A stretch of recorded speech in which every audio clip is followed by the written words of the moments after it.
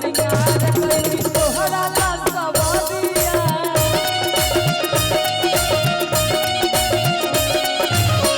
एक बार मिलावा तो हो जाइबा बाबरिया टूना जी के तरफ से बहुत सारा प्यार आशीर्वाद और पुरस्कार है। बहुत बहुत दिल से धन्यवाद। जय माता दी आपको। और कहना क्या है ए सुरो सिंगार कई तोहरा ला सवरिया एक बार मिलावा तो हो जाइबा बाबरिया थोड़ा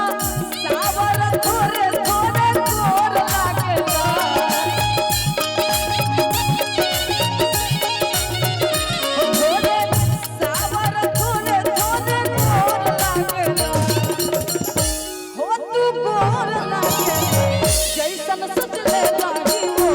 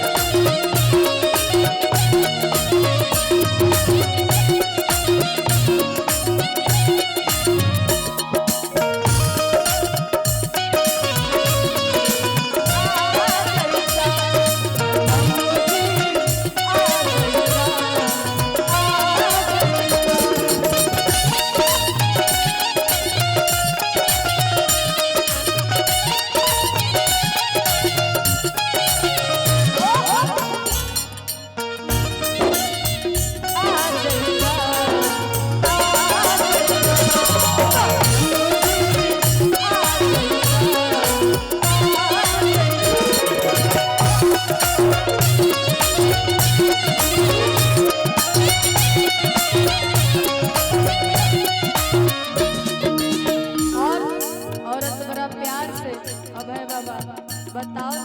तरीका जब से मिला तो बाटे तोहरा से नया नवा हर तरफ तू ही लगा तारा मोर सजनवा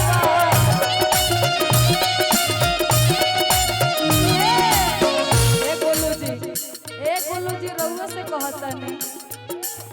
जब से मिला तो बाटे तोहरा से नया नवा हर तरफ तू ही लगा तारा मोर सजनवा ओ हमरा दिलवा के दिया के या जोर लागेला